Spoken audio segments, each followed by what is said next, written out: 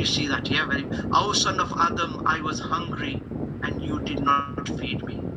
O son of Adam, I was thirsty and you did not give me. And the man will, or the human will say, oh Allah, you are the Lord of the universe, you give to others, and how come you are in this situation? He said, one of my servant was ill or was hungry or was thirsty. If you had come, it would have been as though you visited him. So it's a very noble act of ibadah. This khidmat is, helping other people, and so it's very powerful concept in Islam. Yeah. So helping all people, all creatures of Allah. So this hadith in Mishkat, all creatures of Allah are His family. Therefore, amongst His creation, Allah likes the person who treats His creatures in a good manner. That includes animals as well. There's so many hadiths that a person will go to the fire of hell because although they prayed and fasted, but they were cruel to animals. And a person will go to paradise because he saved the life of a dog. There are very famous hadiths. Yeah. So again, another hadith. O Prophet, is there a reward for us in regard to animals? The Prophet ﷺ said yes. Reward in regard to every living thing. So this being merciful, serving, helping, is really inherent, deeply ingrained in the heart, mind, and soul of a Muslim. A person who says, I'm a Muslim, and says, I mind my own business, that concept too cannot exist together. It is your business. You will be asked about this. Yeah? So it cannot be ignored. Yeah? Okay, so again, some other sort of hadiths before you. What actions are the most excellent? To gladden the heart of human beings. The pastoral care, this is part of your role as a Muslim chaplains. People will have all kinds of distress. They can't make sense of life. They can't handle difficulties. They don't know what to do. You sit with them. You talk with them. You bring this happiness, gladden their hearts. This is very, very important khidmat. It's very important. And how you do it, each person will be different. And you have to listening skills. You need to understand them and then talk to them, help them to, offload some of their burden, things which have been burdening them and stressing them out and distressing them. Yeah, this is very important. Allah will not give mercy to anyone except those who give mercy to others. Yeah. So when we look at the Hakims, I don't know if you know, in the Islamic civilizations, the many centuries, we have doctors nowadays. In Pakistan, India, there are still these, we call them Hakims. Yeah, these Hakims they are not doctors, but they have medical knowledge, but they also draw on the spiritual and other knowledge as well. So these are physicians who have historically involved in the spiritual care, along with this other psychological, physical, and other care. Yeah, they were called the Hakims. So they looked at a person in a holistic way. And some of the physical diseases, physical problems had spiritual reasons or causes. So they had to find those connections. Just for your information, it was about 1.5 years ago, just before COVID, before the lockdown, I went to Turkey, and I had a meeting with someone who was interested in joining hands with us about our pastoral care courses. And he took me to the traditional, classical concept of Islamic hospitals. Now, they didn't call them hospitals because hospitals, I think it means sick places. It's to treat sick people. But really powerful, I was so amazed. They called them Darul Shifa, healing places. Really different concept. Instead of where sick people, it's a place where you become healed. And I was also, this is where that's why I explained the Islamic approach to healing, and it's much more comprehensive. So what happened? So in this Darul Shifa, where they brought people who were going through mental, physical problem, and they actually stayed there for weeks or months. And the Hakims used to come and talk to them, and they used to spend about a week just trying to understand them, trying to understand the underlying causes. Is this psychological? Is this spiritual? Is this a physical problem? Yeah, and so on. And then slowly give them, the whatever spiritual approach or social approach or psychological approach in order to heal them. This shifa was brought about through time. It's a holistic approach to medicine. Yeah. So they used, many of the Islamic concepts, which I will be putting forward before you, maybe in the next few slides. And I want you to think about those concepts in the role of a Muslim chaplain or pastoral care professional. Yeah. So they used to, offer guidance after all this listening and understanding and identifying the root causes, and give them different sort of options which could help them to heal. And it was based on their mercy. Yeah.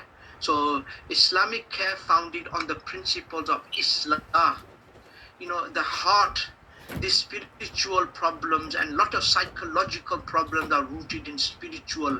People are confused, they can't make sense of life, they don't know why they're having these problems, why they are poor, and so it's the Islah of the qalb. So these Hakims were really doctors of the heart, mind and soul, and also of the body as well. They used herbal medicine as well, but it was a very holistic way.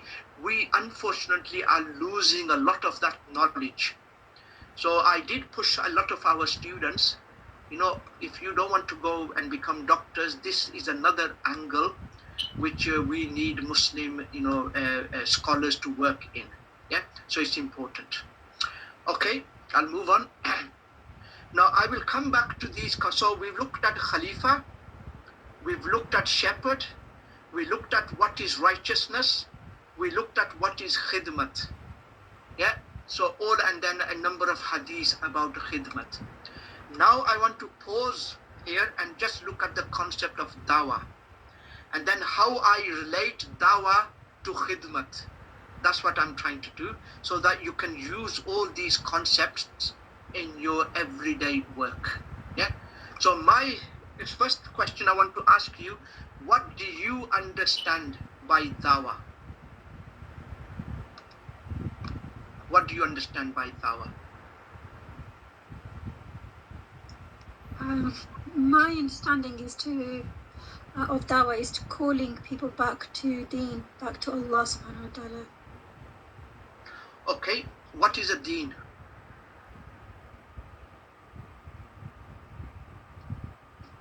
Deen is the way of life that Allah subhanahu wa ta'ala has taught us through our Prophet sallallahu alaihi wasallam. Okay, excellent. Okay, so it's calling people to this way of life which the prophets of God showed us. So it's a way of life which Allah, it's a path which Allah wants us to follow. So deen includes everything, personal and collective life as well. Okay, that's good. Anyone else? Now that was very good answer. Anyone else? Inviting towards like goodness and towards the betterment of humanity as a whole. Yeah. So goodness again is deen. Yeah. Betterment for humanity is deen. Yeah. So these are part of deen. Yeah. Yeah. Yusuf? Yeah, when Iman and Islam, you put together, we can call it deen. Okay, yeah, that's good. Okay, so what does dawah mean? Dawah means inviting people to goodness. Yeah, that's it, yeah. Okay, so what does tabligh mean? Tabligh means this is to convey the message to the people. Okay, so the tabligh is more like propagation, announcing, and dawah is then inviting them, yeah? Okay, so tabligh, iblag is part of dawah, yes? Of course. Okay, that's good. Excellent. Yeah, that's it. But yeah. Ballighu law anni law. Yeah. Ya ayyuhar rasul balligh. Yeah. Oh Prophet, convey from me. Yeah. Yes, yeah, that's good. Okay, you got it. So now this is what I've added here just for your notes, and I'll put them on the Moodle as well. So there are a couple of concepts which together help us to understand the concept of dawah. One is part of dawah is to do islah, yeah, is to help to reform where people have deviated. You invite them back, to the right way, to the deen. Islam is to reform, reconciliation, yeah, um, and balag or tabligh, announce, propagate, inform, communicate, yeah, bring them. Dawah is inviting to align yourself to the will of Allah, to the natural order of the universe, because the whole universe is a Muslim. I don't know if you know that. The sun, the moon, the stars, they're all Muslims. Why? Because a Muslim is the one who submits to Allah. So Allah has established an order in the universe. Angels do not deviate an inch or millimeter from that. The sun, the moon, the stars don't deviate a single millimeter from the orbit set for them, the order which is set for them. Lions and tigers and trees and rivers and oceans and the wind and the rain, everything is a Muslim because they obey Allah 100%. Now they obey Allah not out of choice, because they have no choice, so they are Muslims without choice. However, humans and jinns have been given this choice, either to align themselves and accept the path of Allah, or not to set the order set by Allah. If we willingly accept, align ourselves, we'll be in peace and harmony and coordination with the rest of the universe. We'll find this inner peace and tranquility. If we do not align ourselves, we'll disturb the social balance, the social order, will create environmental problems, economic problems, social problems, and we will disturb the peace in our hearts, and we will face misery and sufferings. Yeah. So dawah is all the prophets of God pushed us to align to our natural way, the fitra of a human beings. It's very so call to the truth, call to peace, way of peace and justice and balance, as opposed to fasad and corruption. Yeah. Now dawah is not about converting. Yeah. So I'll explain how dawah relates to pastoral care in a minute, but it's important to understand these things. It's not about converting people, because Allah, if Allah wants, He can make everybody, like He made the sun, the moon Muslims. He could force us to become Muslims. Yeah. But He gave us that choice. So if Allah gave humans that choice, who are we to force people into submission? We can't. La ikraha fid din. There is no compulsion. Yeah.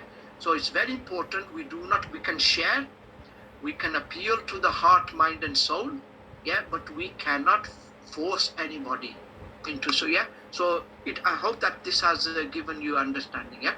So the most famous verse in the Quran, invite, ud'u ila sabili rabbika bil hikmah. A verse goes on, invite to the way of your Lord with wisdom, fair, with compassion, kindly, with good reasoning, logical reasoning, in the best manner. Yeah. So it's then up to Allah to guide them, but we are supposed to use this wisdom and understanding in that process. Okay, so this is just to clarify the concept of dawah. Yeah. So now let's look at how it's beginning to sort of relate, to this concept of khidmat and being a shepherd, and the concept of khalifa and this pastoral care work. So dawah has a spiritual and a social elements. Yeah. So spiritual, the vertical between us and Allah. Yeah, that's the vertical dimension, that we invite people. Ud'u ila sabili rabbika, call to the way of your Lord. So you have this vertical dimension. You're calling people not to yourself, not to your tribe, not to your organization, but to Allah and His deen. Yeah. And then there is also a social dimension, and that's the horizontal dimension. You're calling people to reform themselves so that they come back to the right path, ordained by Allah. And now look at this verse. It includes both of these dimensions in the dawah. Hazrat Shuaib al-Islam, like all the other prophets, they invited people to Allah, the vertical dimension, but this vertical dimension, to help people to understand this vertical dimension, they gave examples of the social dimension, that because their relationship with Allah has weakened or corrupted, it has created problems in the social spheres. Yeah. Now read this verse with this understanding. Hazrat Shuaib said, "O my people, be servants of Allah. Submit to Allah. Align yourself to the will of Allah, to the natural order set by Him. You have no other God other than Him." Yeah. And clear proofs have come to you. And now the social dimension, therefore give full measure and full weight. Because you don't believe in God, you don't believe in accountability to Him, you are doing cheating, you are corrupting your way of life, and that will create economic and social problems. So he's saying, look what your disbelief and rejection of Allah is now causing these social issues. Give full measure and full weight. That means don't exploit. If you look at the modern marketing techniques, it's all about exploiting. Yeah. And do not diminish to men what is their value. So give them their fair due. And that's the first thing. Second thing is, do not make facade in the earth after it was put in order. Allah has set the earth in order. You have created this corruption on this earth. Yeah, it's better for you as believer. And then the third thing is, do not commit this highway robbery. They used to lie in wait on the main roads, and they used to then rob the people, the caravans coming, and so on. Yeah. So one by one, they are inviting people to Allah, and they are inviting people to this social reform.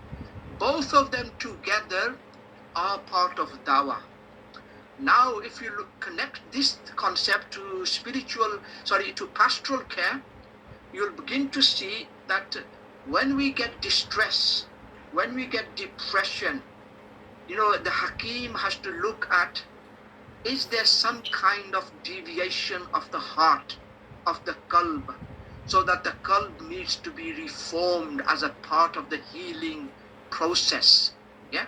So people may not commit these social crimes, but their heart might have become corrupted or have become, deviated. The feelings may not be in line with the true way.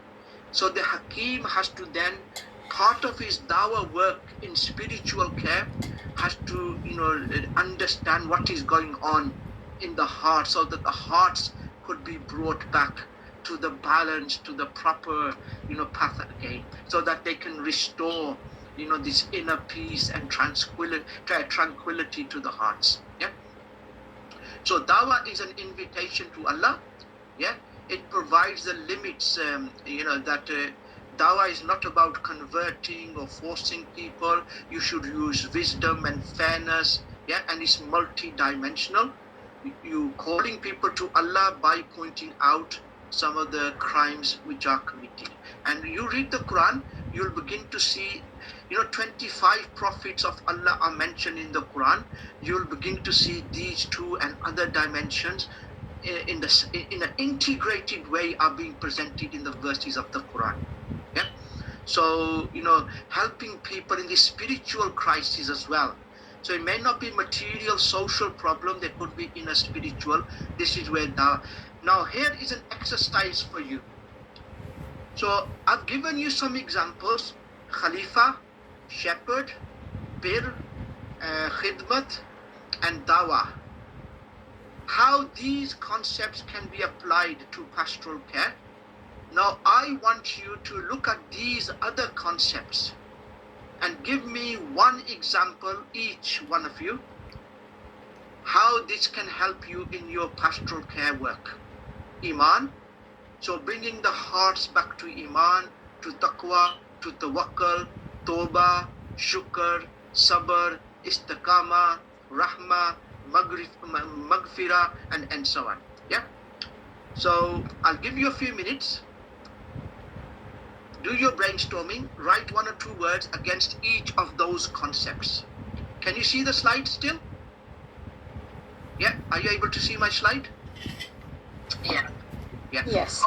Okay, I'll give you a few minutes. Ruqayya, what time do I finish?